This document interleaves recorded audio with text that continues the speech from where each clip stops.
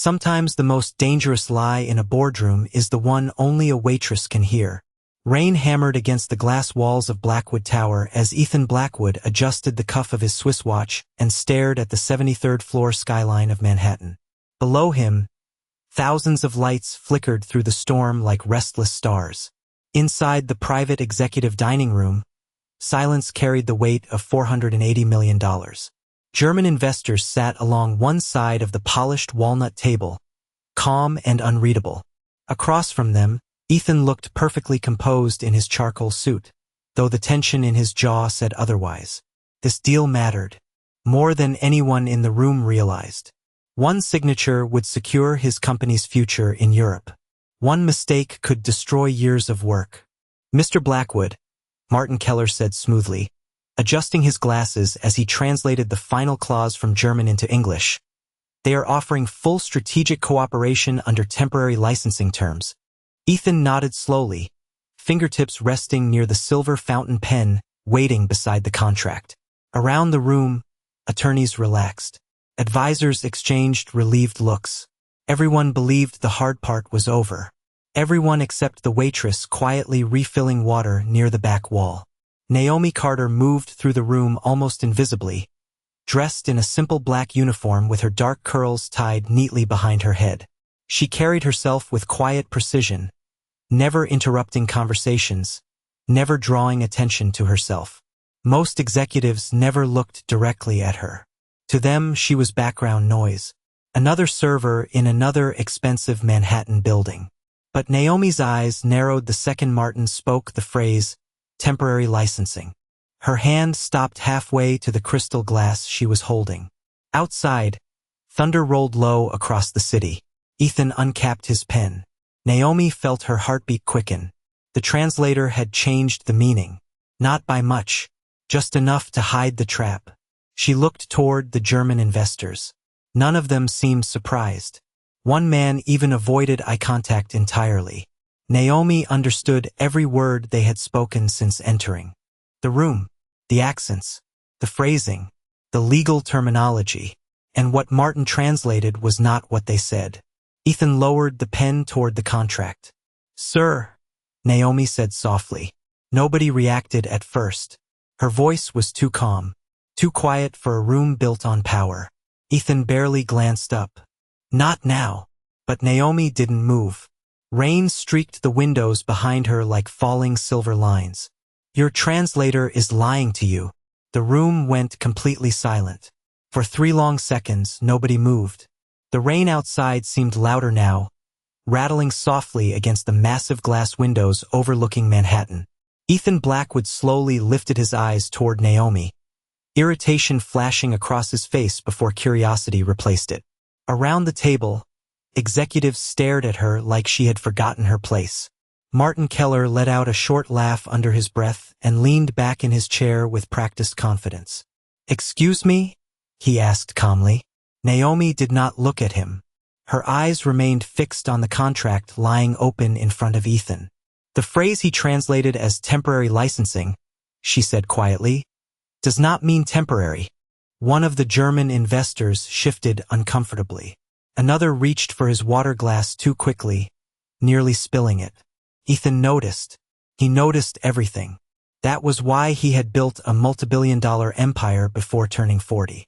Slowly, he set the silver pen back onto the table. "Explain," he said. Martin adjusted his tie, smiling politely now. "Mr. Blackwood, with respect.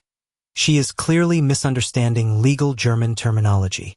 Naomi finally turned toward him. Calm. Steady. "No," she said softly. "You changed strategic transfer into cooperative licensing." The room froze again. Martin's jaw tightened almost invisibly. "That is absurd." Naomi stepped closer to the table, her voice never rising. "You told him the contract gives limited partnership access for 18 months. But the actual wording permanently transfers controlling infrastructure rights after the first deployment phase." Ethan's expression darkened.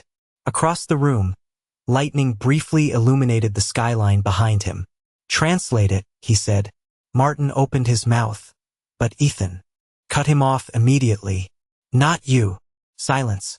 Ethan looked directly at Naomi for the first time that night. Really looked at her. Not the uniform. Not the serving tray in her hand. Her. "Can you read it?" he asked. Naomi nodded once. Then she switched into fluent German so smooth and precise that every executive at the table went still. The investors exchanged stunned glances. One older German attorney slowly removed his glasses, studying her carefully now. Naomi translated line after line without hesitation, her voice calm enough to make the betrayal sound even colder. Ethan listened without blinking. Every corrected sentence revealed another hidden clause, another trap, another quiet theft buried beneath polished corporate language. Martin's face had gone pale by the time she finished. Nobody in the room spoke. Then the oldest German investor finally cleared his throat and said quietly, in English this time, "Your waitress is correct, Mr. Blackwood." Ethan leaned back slowly in his chair. The storm outside reflected across the dark glass behind him like fractured silver. And for the first time in years, the man who trusted no one realized he had almost signed away his company because he trusted the wrong voice. The silence that followed felt heavier than the storm outside. Nobody touched the contract anymore. Nobody even looked at Martin Keller. Ethan Blackwood sat motionless at the head of the table, one hand resting near the untouched fountain pen, while rain slid down the glass walls behind him in slow silver streaks.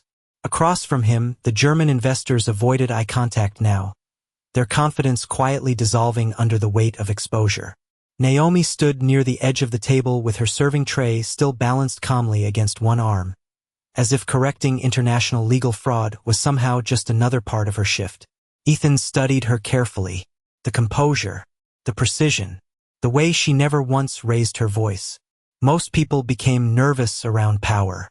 Naomi Carter looked almost untouched by it. Martin finally cleared his throat. "This is clearly a misunderstanding," he said quickly, forcing a strained smile. "Legal translations can vary, depending on context." Naomi looked at him quietly. "Not that much." One of the German attorneys slowly closed the contract folder in front of him. "The wording was intentional," he admitted softly. Ethan's jaw tightened. Nobody in the room missed it. Manhattan lightning flashed again beyond the windows, briefly illuminating the hard lines of his face. "Leave us," Ethan said coldly. Martin blinked. "Sir, you heard me." The translator hesitated for half a second before gathering his papers with visibly shaking hands. Nobody defended him. Nobody even looked at him as he walked out of the executive dining room beneath the soft sound of rain and distant thunder. The door closed quietly behind him. Ethan leaned back slowly in his chair and looked toward Naomi again. "Where did you learn German legal terminology?" he asked. Naomi lowered her eyes briefly. "My father taught international linguistics at Howard University," she answered softly. A few executives exchanged surprised glances. Ethan noticed that too. "And now you work here?" The question was simple, but something about it carried weight. Naomi adjusted the edge of the serving tray against her arm. "Life changes quickly." Her answer was calm. Too calm for someone standing inside a room full of billion-dollar consequences. Ethan watched her for another long moment. He had spent years surrounded by people desperate to impress him. Lawyers, investors, politicians. Everyone talked too much around money. Naomi did not. That unsettled him more than arrogance ever could. "You understood the entire negotiation?" Ethan asked. Naomi nodded once. "Most of it. And you stayed silent until the end." I was hoping he would correct himself. Ethan almost laughed at that. Almost. Instead, he loosened his tie slightly for the first time all evening. "He would have cost me control of my European division." Naomi's expression did not change. Yes, the honesty landed harder than blame. Around them, executives quietly gathered papers and avoided interrupting. The atmosphere in the room had shifted completely now. Not because of the failed deal. Because a woman everyone ignored 15 minutes earlier had become the smartest voice in the building. Ethan glanced down at the contract again before looking back at Naomi. "You saved my company tonight." Naomi finally reached for the untouched water glass near him and replaced it with fresh ice water like nothing extraordinary had happened. "No," she said quietly. "I just stopped someone from lying to you." Then she turned toward the door to continue her shift, leaving behind stunned executives, abandoned contracts, and one billionaire CEO who suddenly could not stop wondering how many other invisible people he had spent his life overlooking. The executive dining room slowly emptied, but the tension remained behind like smoke after a fire. Outside, Manhattan shimmered beneath cold rain and distant headlights. Ethan Blackwood stood alone near the massive windows with one hand in his pocket, staring down at the city he had spent 15 years conquering. Usually, moments like this made him feel powerful. Tonight, he felt unsettled. Across the room, assistants quietly gathered abandoned folders, while legal advisors whispered in low voices near the door. Nobody spoke too loudly anymore. Not after a waitress had exposed a deception their entire executive team missed. Ethan loosened his collar slightly and glanced toward the hallway where Naomi had disappeared. "Who hired her?" he asked without turning around. Silence. Then his chief legal officer answered carefully. "Restaurant staffing, I believe. She is not employed by Blackwood International directly." Ethan nodded once. "Find out everything." The attorney hesitated. "Everything, sir?" Ethan finally turned. His steel-gray eyes looked colder now, sharper. "A woman does not casually correct multilingual contract law unless she has a reason for hiding where she belongs." Meanwhile, 3 floors below the executive suites, Naomi Carter quietly carried a tray of untouched espresso cups through the employee corridor behind the kitchen. The warm smell of coffee and butter filled the air, mixing with the metallic hiss of industrial dishwashers. Around her, cooks shouted dinner orders while servers rushed between stations carrying expensive plates toward wealthy strangers who rarely remembered their names. Naomi moved calmly through the chaos, like she always did. "Naomi!" the restaurant manager called sharply from near the office doorway. "What happened upstairs?" Several employees turned toward her immediately. Curiosity spread fast in places where people spent all day being ignored. Naomi set the tray down gently before answering. "Nothing." The manager frowned. "Nothing does not usually end with corporate attorneys sprinting through my dining room looking terrified." A few servers laughed nervously. Naomi only reached for another tray. The meeting ended early. Her manager studied her for a long moment before sighing heavily. "Blackwood's assistant requested you personally." Naomi froze for half a second. Barely noticeable, but enough. "Why?" "No idea." The manager lowered his voice slightly. "But when billionaires ask for someone by name, it is usually not optional." Upstairs, Ethan sat alone at the long walnut table again. The unsigned contract remained exactly where he left it. Rainwater traced crooked silver lines across the windows behind him, while the city glowed beneath storm clouds and midnight traffic. His phone buzzed softly. A private message from corporate security. Preliminary background check complete. Ethan opened the file. Naomi Carter, 27 years old. Part-time waitress. No criminal history. No advanced degree listed. Small apartment in Harlem. Medical debt connected to long-term care payments for her mother. Ethan frowned slightly. The report felt incomplete. People with that level of linguistic precision did not simply disappear into restaurant work. He scrolled further, then stopped. One detail caught his attention immediately. 3 years earlier, Blackwood International had anonymously received translated German legal documents exposing corruption inside a failed merger attempt. Those documents had saved the company nearly $200 million. The sender was never identified. Ethan slowly leaned back in his chair as thunder rolled above Manhattan again. His eyes moved toward the rain-covered glass, then toward the closed dining room doors.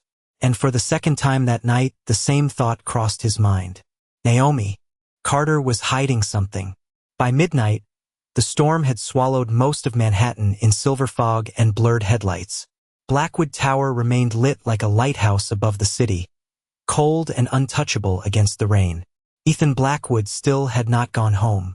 He stood inside his private office overlooking the Hudson River, one hand wrapped around a cup of black coffee that had long gone cold.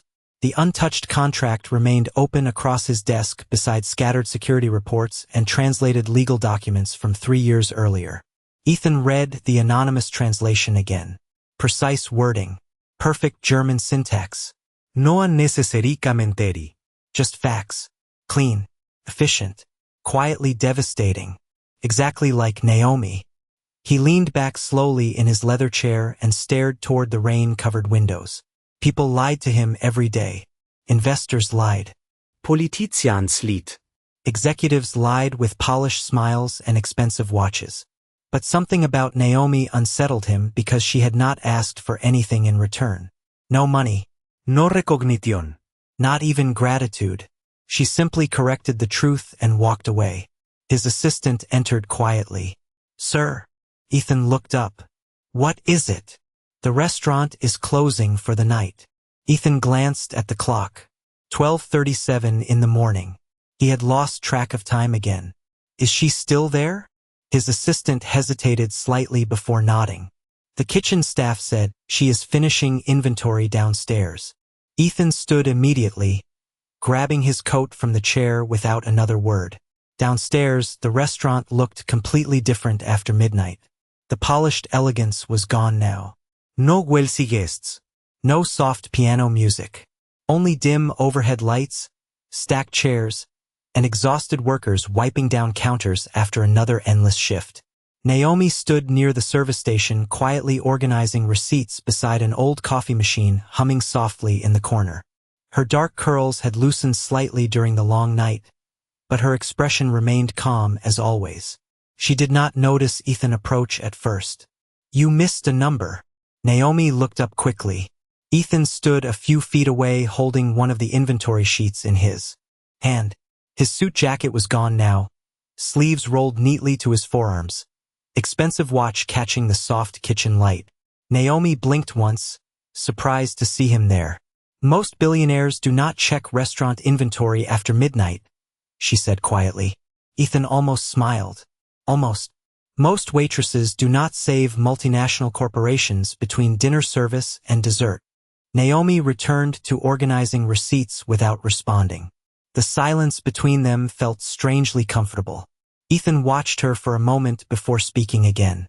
3 years ago, he said slowly, someone anonymously translated German legal files that saved my company from a corrupt merger. Naomi's hands paused briefly against the stack of papers. Barely noticeable, but Ethan saw it. "Interesting coincidence," he continued carefully. Naomi lowered her eyes toward the counter again. "Maybe your company attracts helpful strangers." Ethan stepped closer now, lowering his voice. "You could have asked for anything tonight." Naomi finally looked at him directly. "I did not do it for leverage." The answer came instantly. Honest. Simple. Ethan studied her face under the dim kitchen lighting. No arrogance. No fear. Just quiet certainty. Outside, rain tapped softly against the dark windows while distant thunder rolled across the city. "Then why help me?" he asked. Naomi glanced toward the old coffee machine beside her before answering. "Because people who can understand the truth have a responsibility not to stay silent." Ethan felt those words settle somewhere deeper than he expected. For the first time in years, someone had spoken to him without calculation, without trying to gain access to his world. And somehow that honesty carried more power than every executive sitting upstairs combined. Naomi picked up her bag from beneath the counter and turned toward the employee exit. "Good night, Mr. Blackwood." Ethan watched her walk away through the quiet restaurant beneath the soft glow of midnight lights. Then his eyes drifted toward the cold cup of coffee still sitting beside the receipts she had organized perfectly.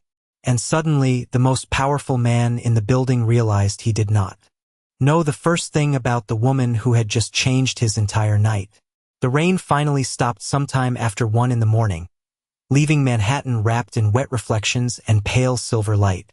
Naomi stepped out of Blackwood Tower with her coat pulled tightly around her shoulders and inhaled the cold night air. Steam rose from the street grates while yellow taxi lights stretched across the wet pavement like broken ribbons of gold. Behind her, the giant glass building still glowed against the dark skyline, untouchable and distant. Naomi adjusted the strap of her worn leather bag and started walking toward the subway station 3 blocks away. She preferred walking after long shifts. The silence helped her think. But tonight her thoughts refused to settle. Ethan Blackwood's face lingered in her mind more than she wanted to admit. Not because he was wealthy. Men with money stopped impressing her years ago. It was the look in his eyes after the truth came out.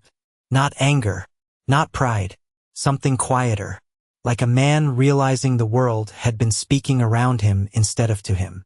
Naomi pushed the thought away and descended into the nearly empty subway station beneath Lexington Avenue. The fluorescent lights buzzed softly overhead while tired commuters waited in silence along the platform. Most stared at phones. Nobody noticed the exhausted waitress sitting quietly near the far bench with German legal terminology still fresh in her mind. Naomi rested her head briefly against the cold subway wall and closed her eyes. Then her phone vibrated inside her bag. She frowned slightly when she saw the hospital number. Immediately, she answered. "Hello." A nurse spoke gently on the other end. "Miss Carter, I am sorry to call so late. Your mother had another episode tonight." Naomi's posture straightened instantly. "Is she all right?" "She is stable now, but Dr. Levin wants to adjust her treatment plan. We will need authorization in the morning." Naomi closed her eyes slowly. More treatment meant more bills, more overtime shifts, more nights balancing exhaustion and survival. "I understand," she said quietly. "I will come before work tomorrow." The train arrived with a rush of wind and metallic noise. Naomi ended the call and stepped inside almost mechanically. Across town, Ethan Blackwood remained awake inside his penthouse office overlooking Central Park. His security team had continued pulling records for the past hour, but every report only deepened the mystery surrounding Naomi Carter. No advanced degree, no professional translation history, no corporate affiliations. Yet somehow she understood multilingual contract structures better than executives earning 6-figure salaries. Ethan loosened his tie completely now and walked toward the massive floor-to-ceiling windows. The city stretched endlessly beneath him. Usually, New York felt predictable. Every building, every deal, every ambition moved according to patterns he understood. But Naomi did not fit any pattern. His phone buzzed again. Another file from corporate security. Ethan opened it absently at first, then stopped walking entirely. The document was an archived university article from 6 years earlier. Howard University Department of International Linguistics. Featured Student Research Award. Naomi Carter. Ethan stared at the attached photograph. Naomi looked younger then, smiling slightly beside an older man with kind eyes and silver hair standing proudly beside her. Professor Daniel Carter. Ethan read the headline again slowly. Specialized research in diplomatic translation ethics and multilingual legal deception. Ethan lowered the phone gradually. Rainwater still clung to the windows outside, distorting the city lights into soft, fractured lines. Suddenly, everything made sense. The precision, the restraint, the way she listened before speaking. Naomi had not simply overheard a mistake tonight. She had been trained to detect lies hidden inside language itself. Ethan looked back toward the article one more time before quietly whispering to himself, "Who walked away from all of this?" And somewhere beneath the sleeping Manhattan skyline, Naomi sat alone on the subway train heading uptown, unaware that the most powerful man she had ever met was no longer wondering whether she mattered. He was wondering why someone that brilliant had disappeared from the world. Entirely. Morning arrived gray and cold over Manhattan. The storm had passed, but the city still carried its aftermath in puddles reflecting traffic lights and steam rising from the sidewalks. Naomi Carter stood beside her mother's hospital bed on the 9th floor of St. Vincent Medical Center, quietly adjusting the blanket around her shoulders while machines hummed softly in the background. Her mother looked smaller these days, frilier. The sharpness in her eyes remained, but illness had slowly stolen the strength from the woman who once worked double shifts just to keep their family afloat. "You barely slept again," her mother whispered gently. Naomi forced a small smile. "You raised me to survive on coffee. Her mother smiled faintly at that before coughing softly into the silence. Outside the hospital window, Manhattan moved endlessly beneath pale morning light. People rushing to meetings, taxis honking below, lives continuing forward whether anyone was ready or not. Dr. Levin says they want to change my treatment, her mother said quietly. Naomi nodded once. I know. It is expensive. Naomi reached for the water cup beside the bed. We will figure it out. But even she heard the exhaustion hiding beneath her calm voice. Her mother studied her carefully.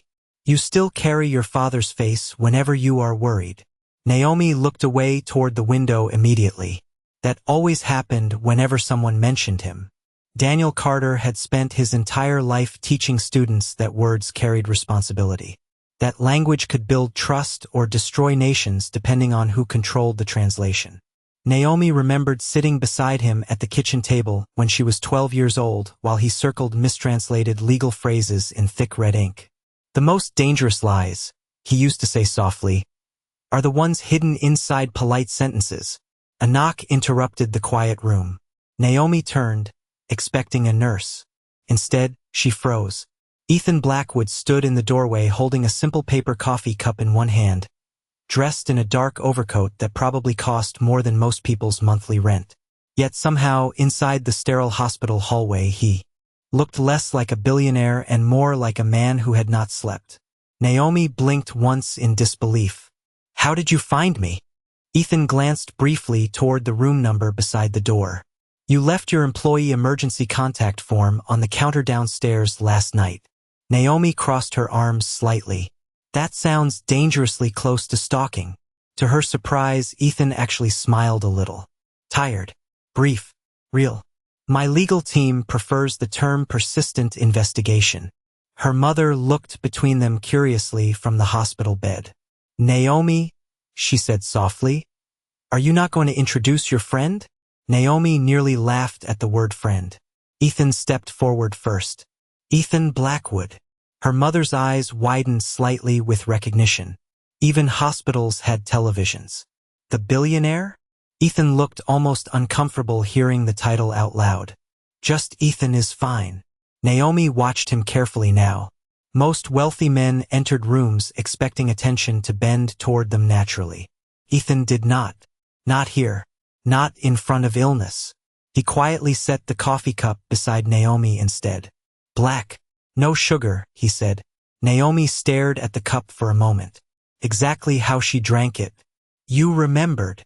Ethan's expression softened slightly. You saved my company. I figured I could remember your coffee order. Silence settled gently across the hospital room. Warm. Unexpected. Naomi looked down at the coffee cup in her hands while morning light spilled quietly across the floor between them. And for the first time since meeting Ethan Blackwood, she felt something unfamiliar and dangerous begin to crack through the walls she had spent years building around herself. The hospital cafeteria was nearly empty by late afternoon. Soft jazz played somewhere overhead while tired nurses moved slowly between vending machines and coffee stations. Naomi sat near the window, turning the paper coffee cup gently between her hands, watching rainwater slide down the glass outside in thin silver lines. Across from her, Ethan Blackwood loosened the knot of his tie slightly and looked strangely out of place beneath the dull fluorescent lights. Billionaires belonged in skyscrapers and private meetings, not hospital cafeterias with stale muffins and flickering lights. Yet somehow he stayed. Neither of them spoke for a while. The silence felt careful, not uncomfortable, just unfamiliar. Naomi finally glanced toward him. You should probably be in a boardroom somewhere. Ethan leaned back slightly in the plastic chair. I canceled 3 meetings. Naomi raised an eyebrow. For coffee. For answers. His honesty caught her off guard again. Ethan rested his forearms against the table, studying her quietly. You had a future most people would fight for, he said. Howard University. Specialized research. International law translation. Then suddenly you disappear into restaurant work. Naomi looked back toward the rain outside. Manhattan blurred beneath gray clouds and headlights. My father died during my last semester, she said softly. Ethan remained silent. Naomi appreciated that. Most people rushed to fill silence because they were uncomfortable inside it. Ethan simply listened.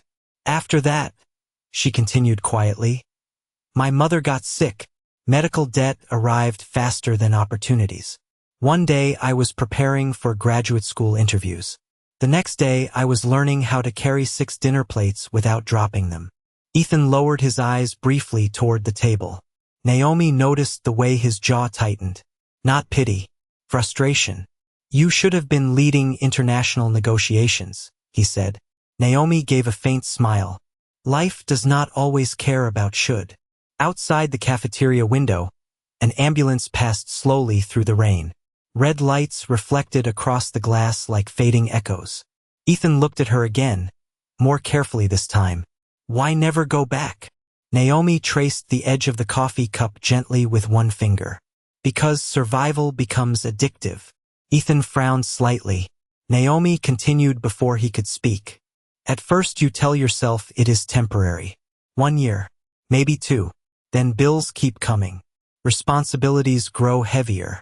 Eventually you stop introducing yourself as who you wanted to become. The words settled heavily between them.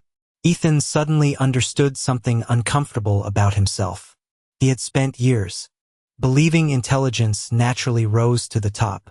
That talent always found its place eventually. But Naomi sitting across from him beneath cheap cafeteria lighting quietly destroyed that illusion. Some people were not overlooked because they lacked brilliance. They were overlooked because life demanded survival first. Ethan slowly reached into the inside pocket of his coat and placed a folded business card on the table between them. Naomi stared at it but did not touch it. What is this? She asked softly. Ethan's voice remained calm. A job offer. Naomi looked up immediately. Ethan met her eyes without hesitation this time. Not charity, he said quietly. Respect. Naomi stared at the business card resting quietly between them while rain continued sliding down the cafeteria windows behind Ethan Blackwood. The card looked simple, white, clean, expensive without trying to be. Her eyes lingered on the Blackwood International logo embossed softly in silver along the corner. For a moment, neither of them moved. Around them, hospital staff drifted through the cafeteria carrying paper cups and tired expressions, unaware that a woman in a waitress uniform was being offered a place inside one of the most powerful companies in New York. Naomi finally looked up. You barely know me. Ethan's expression remained calm. I know enough. Naomi let out a quiet breath and leaned back slightly in her chair. You know one thing about me. No, Ethan said softly. I know the most important thing. She frowned faintly. Ethan continued before she could speak. You saw an opportunity to stay silent and protect yourself. Instead, you chose honesty even when nobody would have blamed you for walking away. The words landed deeper than Naomi expected. Outside, Manhattan traffic crawled through wet streets beneath fading afternoon light. Naomi glanced down at the card again but still did not touch it. And what exactly would I do at Blackwood International? Ethan's mouth curved slightly for the first time that day. Correct the mistakes people are too arrogant to notice. Naomi almost smiled at that. Almost. Ethan leaned forward now, his voice quieter. You understand language the way other people understand numbers. That is rare. Naomi studied him carefully. You really believe billion-dollar executives will listen to a former waitress? Ethan's eyes never left hers. After last night, they already are. Silence settled again, softer this time. Naomi looked toward the rain-covered windows while her father's old words echoed quietly in her memory. Language reveals character, not just intelligence. Character. She thought about the years she spent shrinking herself to survive. The endless shifts, the overdue hospital bills, the exhaustion of pretending her mind no longer mattered because life became too heavy to carry ambition alongside responsibility. Slowly, Naomi reached forward and picked up the business card. Ethan watched the movement carefully but said nothing. Naomi turned the card once between her fingers before slipping it quietly into her coat pocket. Not acceptance. Not rejection either. Just possibility. Ethan stood slowly from the table and adjusted his overcoat. Your mother's treatment, he said carefully. My company foundation can help. Naomi's expression changed immediately. No, Ethan nodded once, almost like he expected the answer. I figured. Naomi looked directly at him then. Calm. Steady. I do not want pity. Ethan held her gaze for a long moment before answering quietly. Good, because pity was never what I felt when I looked at you. The noise of the cafeteria seemed to disappear for a second after that.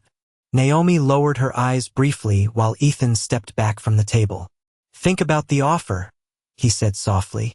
Then he turned and walked toward the hospital exit beneath pale evening light reflecting across the polished floor. Naomi sat alone for a long time after he left, one hand resting lightly against the business card hidden inside her pocket. And somewhere between the sound of distant rain and hospital monitors echoing through the hallway, she realized something dangerous. For the first time in years, the future no longer felt completely closed.